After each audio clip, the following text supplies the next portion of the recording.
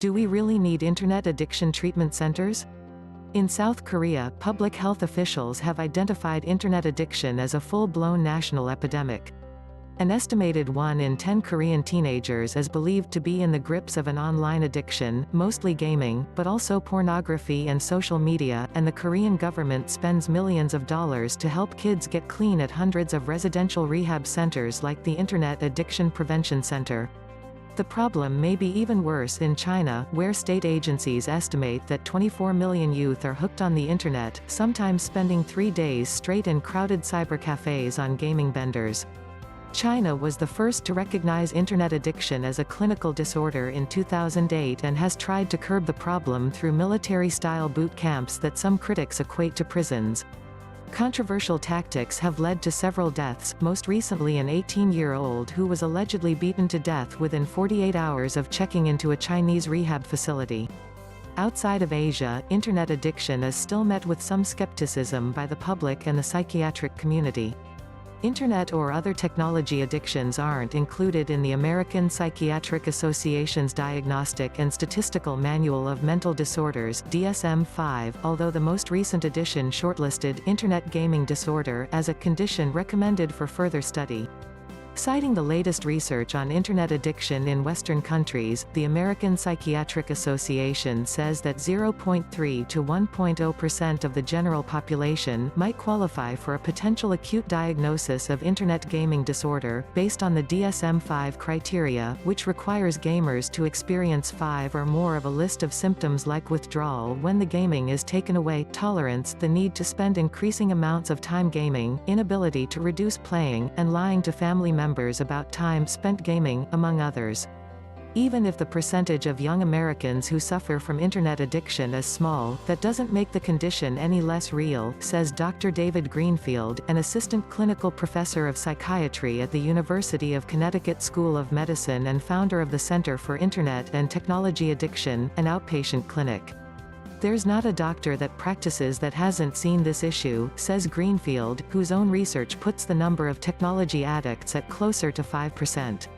I'm not saying it's a national epidemic equivalent to the opioid crisis and that people are dropping like flies, but I think it's a substantive mental health and addiction issue in the U.S. As of right now, there's only one residential treatment center in the U.S. exclusively for technology addictions, although several other school-based and wilderness programs include therapies for addictive behaviors related to gaming, pornography and social media.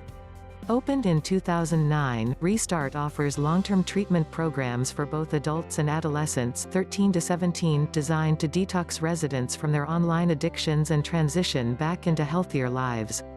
Hillary Cash is a licensed mental health counselor and one of the founding members of Restart. She says that the decision to enter a program like Restart is almost always made by parents who fear for the health and safety of an adolescent or adult child who is living his entire life online, playing games for up to 18 hours a day with little or no other social contact. His is an accurate pronoun. Cash says that in 8 years, only 7 women have passed through the program. They're malnourished, physically unfit, psychologically anxious, depressed, and some of them have begun stealing from parents, stealing credit cards to buy stuff online, says Cash. Almost all of them have reached a point of depression and anxiety, for some it's reached the point of suicidal thinking and a real sense of hopelessness, because they're so caught in their addictive cycles. What happens at Internet Addiction Treatment Centers? Residential treatment for technology addiction is modeled after residential rehab programs for substance addictions like alcohol or drugs.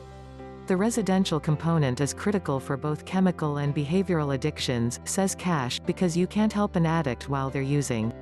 There needs to be an intensive period of detox before productive therapy can really begin. At Restart, that intensive detox phase lasts for 45 to 90 days. During that time, Cash says, residents live together in a technology-free environment, learning social skills and life skills, cooking eggs, cleaning toilets, getting physical exercise, and eating and sleeping well. There's also daily group and individual therapy sessions that focus on the underlying psychological issues driving the addiction. There are separate campuses for adults and adolescents. Restart launched its adolescent program in 2017. After the first intensive phase, residents move into apartments together for 6 months, building their confidence and making a life balance plan for how they're going to safely use computers and other technology in the future. After those 6 months, adults can transition to fully independent living, and teens can either go back home or stay on as part of a school program. Restart is also a licensed private school. No one can be kept at Restart against their will, says Cash. Even a 13-year-old, under Washington law, has the right to refuse treatment at a rehab facility. Cash says that plenty of young people arrive with a highly skeptical attitude that A, they have a problem, or B, that Restart can do anything about it. We find that given enough time, almost everybody will reach a point where they begin to gain a healthy perspective on their addiction, start to change and wake up to life, says Cash. If they leave too early, then it doesn't happen, and not all families are willing to commit to the time it takes. For those that stay, Restart seems to work. According to a Restart parent survey from 2015, only 8.3% of parents said that their family member was able to control their technology use before entering Restart. When asked the same question up to 2 years post-treatment, 61% of parents said their family member was extremely, moderately or slightly able to control their internet and digital media use. That leaves around 30% who relapsed. Unlike alcoholism or drug addiction, where former addicts avoid any and all contact with their addictive substance, former internet addicts need to use computers and smartphones in order to function in the modern world. That can be very difficult, says Cash, but doable. It's kind of like recovering from an eating disorder, she says. You have to eat, but you can eat in a healthy way or an unhealthy way. In that way, it's very similar. They can use computers in a healthy way or an unhealthy way. Treatment costs. Since internet or other technology addictions aren't recognized as clinical disorders, they're not covered by insurance, and programs like Restart aren't cheap. Cash says that a 45-day intensive stay runs about $25,000 or $550 a day.